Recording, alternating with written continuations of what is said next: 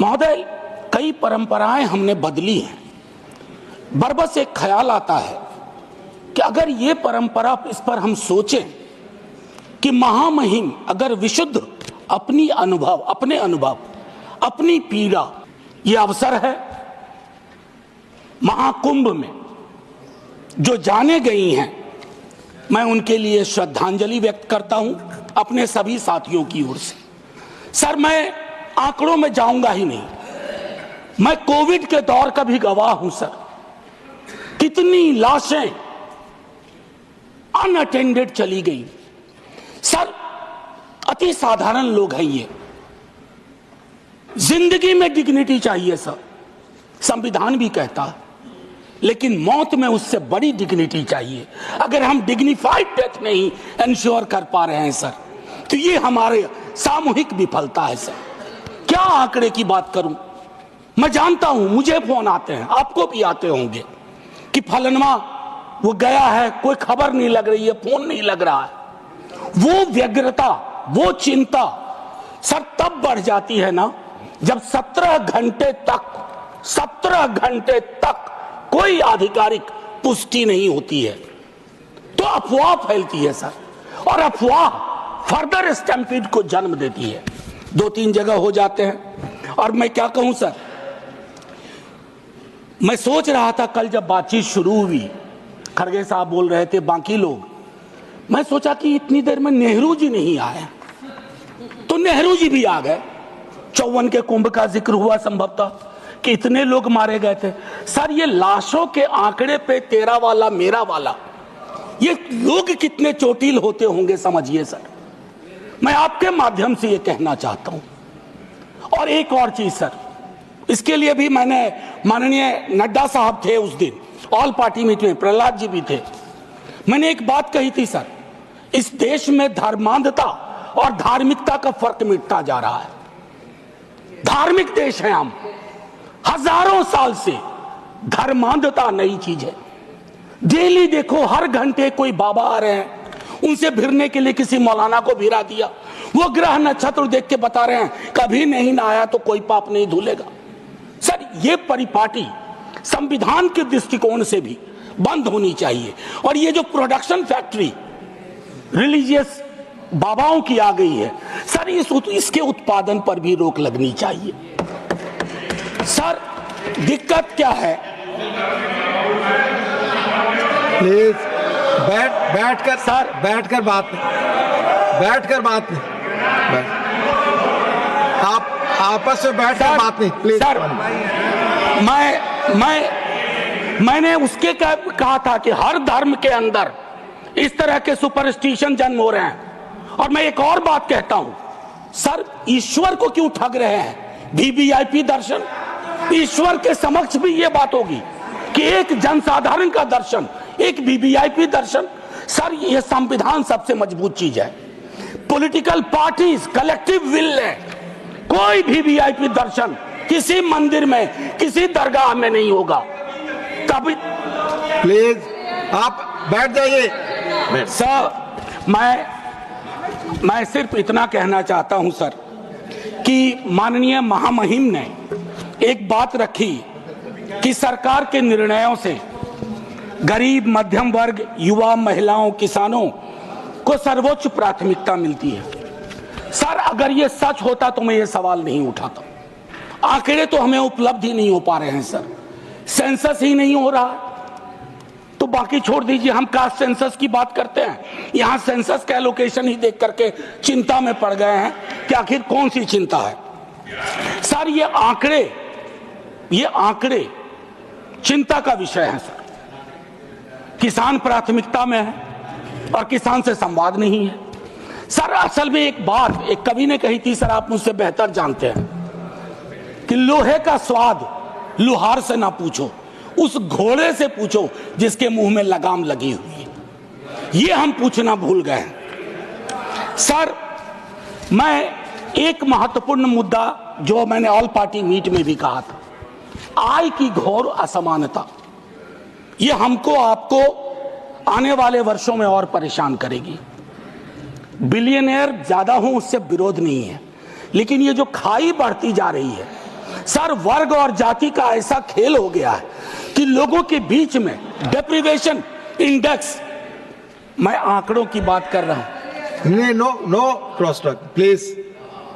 आमतौर पर आप झाजी चेयर की सर, मैं सिर्फ ये कहना चाहता हूं, बेरोजगारी मैं जानता हूं सर, इसका इंस्टेंट सॉल्यूशन किसी के पास नहीं है। मैं ये कहूं कि नड्डा साहब की सरकार बैंडेड लगा देगी, नहीं सर, वो नहीं होगा। लेकिन कलेक्टिव विल क्या है, ब्लूप्रिंट क्या है बेरोजगारी के लिए? उसके लिए पहली चीज होती है सर, एक्नॉलेज इट, मानो कि बेरोजगारी है। Don't cook data, data cooking करेंगे, इतने को ऐसे रोजगार मिल गया, इतने वहां कुछ तल रहा है, इससे फर्क नहीं पड़ता सर। हर 3 युवा में 2 बेरोजगार है। और नतीजे में देखिए सर, एक हमारे यहां संस्था है बिहार में जो परीक्षाएं कंडक्ट करती हैं उच्च पदों की सर, उसका करिकुलम वाइटे कहता है कि बीते कुछ वर्षों में कोई भी परीक्षा बिना रिगिंग के नहीं हुई है। और अगर आप वहां जाकर के न्याय मांगो तो आप पे लाठीचार्ज होता है। तो युवाओं का कौन सा देश हम दे रहे हैं सर? एक ऐसा देश जिसमें वो अपनी मांगों के लिए सड़कों पे ना आए, और लेजिटिमेट मांग सर, कोई गलत मांग नहीं। वामपंथी उग्रवाद से प्रभावित जिले कम हो रहे हैं, बड़ी खुशी की बात है। लेकिन एक दक्षिणपंथी उग्रवाद भी है, एक दक्षिणपंथी अतिवाद भी है, और जिसके अंदर संभावना होती है कि वो छद्म राष्ट्रवाद का रूप ले लेता है।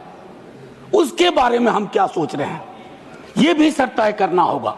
अन्यथा संविधान के मूल्य, ये सारी चीजें खारिज हो जाएंगी।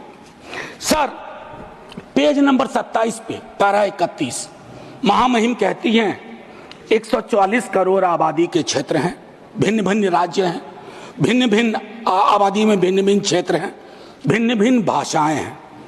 मेरी समझ में नहीं आया कि हमने रिलीजन को, धर्म को ओमिट क्यों किया इसमें।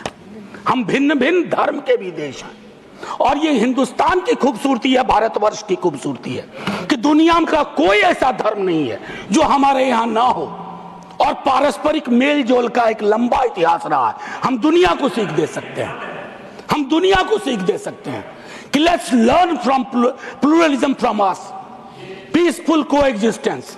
हालांकि हाल के दिनों में हमने वो लर्निंग का जो मॉड्यूल है उसको खराब कर दिया है सर। हाल के दिनों में एक और चिंता का विषय रहा था जो मैं आपको कहूं। इससे पहले कि मैं एक बात कहूं सर, मैं हिंदू हूं, लेकिन मैं चाहूंगा कि मेरे धर्म में, बाकी धर्म के लिए भी अपील करूंगा, लेकिन अपने धर्म में भी फर्क आए चीजों को देखने में।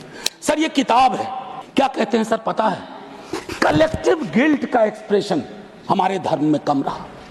औरतों के साथ क्या क्या नहीं हुआ, कलेक्टिव गिल्ट नहीं। जातियों में देखिए किस तरह का व्यवहार रहा, कलेक्टिव गिल्ट नहीं। गांधी की हत्या के बाद कलेक्टिव गिल्ट का अभाव रहा। उस संदर्भ में यह किताब है। मैं ऐसे ही नहीं कह रहा हूं, मैं गिफ्ट करूंगा लिख करके माननीय नेता सदन को। बड़ा गडमड हो रहा है।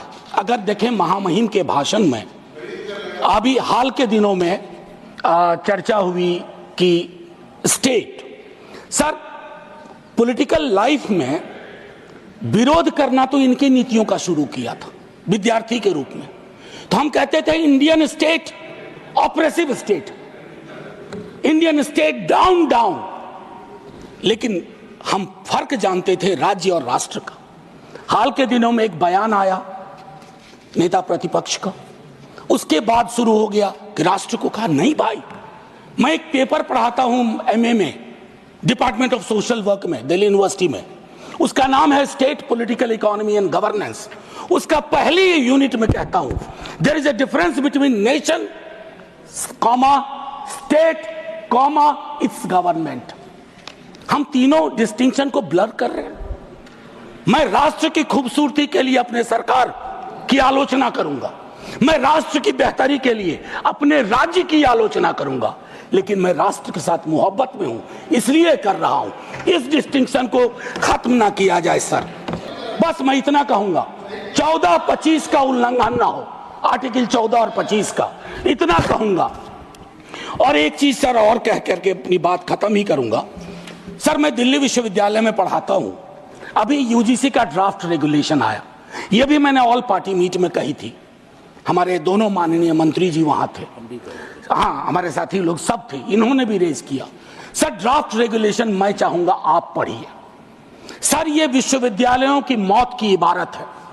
It's going to be an obituary for the university system at is exist today.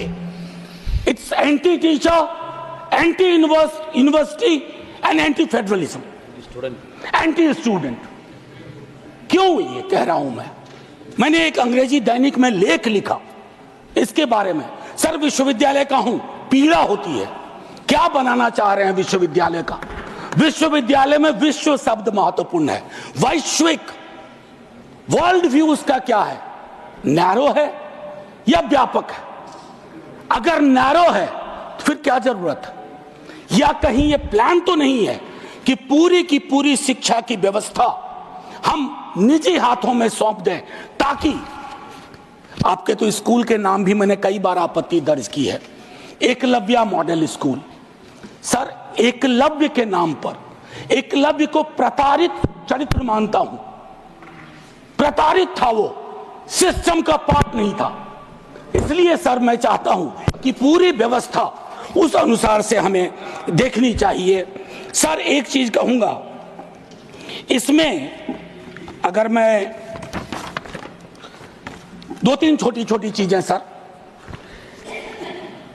Anganwadi, सहायिका, आशा, ये हमारे कैरियर्स हैं, हमारी सारी स्कीम को ढो रहे हैं। उनका मानदेय क्या है? उनका मानदेय चिंता का विषय है। सारी स्कीम को वो कैरी करते हैं, एक तो वैकेंसी है, ऊपर से उनके मानदेय में कोई बढ़ोतरी नहीं, तो एक स्टैग्नेशन है सर, कंप्लीट स्टैग्नेशन है। उनके लिए सोचा जाए, उनके बारे में, उनके कार्य के अनुरूप चर्चा हो। सर टीचर की वैकेंसी, मैं तो अपने यहां से भी वाकिफ हूं, विश्वविद्यालयों की बात नहीं करूंगा। एक श्वेत पत्र आना चाहिए, एससी एसटी ओबीसी रिजर्वेशन की क्या अद्यतन स्थिति है विश्वविद्यालयों में, आईसीएसआर इंस्टीट्यूशंस में। सर लोगों की आंखें फटी रह जाएंगी। मैं बता रहा हूं, कोविड में जब मैंने बात की थी, जो आज मैंने कुंभ वाली बात की, बीजेपी के दोस्तों ने आके कहा somebody had to speak। Sir हम पार्टी अलग अलग हो, धारा तो एक है सर। लोग उनसे भी तो कहते होंगे कि हमारा रिप्रेजेंटेशन क्या हो रहा है, हमारे बारे में क्यों नहीं बोलते हो? सर ये मैं समझता हूं एक श्वेत पत्र आना चाहिए। मैंने पूरा आंकड़ा था, आंकड़ा मैं हाँ सर, अब नहीं ये उचित नहीं होगा, क्योंकि सेंट्रल हॉल में वो अद्भुत जगह थी। सर बस खत्म कर रहा हूं। सेंट्रल हॉल में एक अद्भुत जगह थी जहां लोग कटिंग अक्रॉस पॉलिटिकल पार्टी आते थे। ये अवसर नहीं है उसके लिए वकालत करने का, लेकिन मैं कहूंगा कि सेंट्रल हॉल नुमा एक चीज बेहद आवश्यक है। तब सर ये पार्लियामेंट में डेडलॉक नहीं होगा। डेडलॉक तोड़ने की सबसे खूबसूरत जगह सेंट्रल हॉल थी। खैर एनीवे सर, मैं ये कहना चाहता हूं, टीचर शॉर्टेज, छोटा एक उदाहरण दे रहा हूं, सोल्यूशन।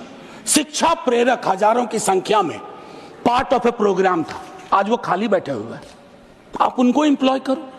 डीएलएड आप ही की सरकार का प्रोग्राम था, डीएलएड आप ही की सरकार का आइडिया था, आपने क्या किया? डीएलएड के बाद न्यायालय के इंटरवेंशन के बावजूद, बस खत्म कर रहा हूं सर, बावजूद उसको आपने दरकिनार कर दिया। तो मैं माननीय महामहिम के, जब मैंने शुरुआत की थी सर, एक लाइन कह के खत्म करूंगा और मैं सर्वेश्वर से खत्म करूंगा, और ये मैं अपने सब के लिए कह रहा हूं। यदि तुम्हारे घर के एक कमरे में आग लगी हो तो क्या तुम दूसरे कमरे में सो सकते हो?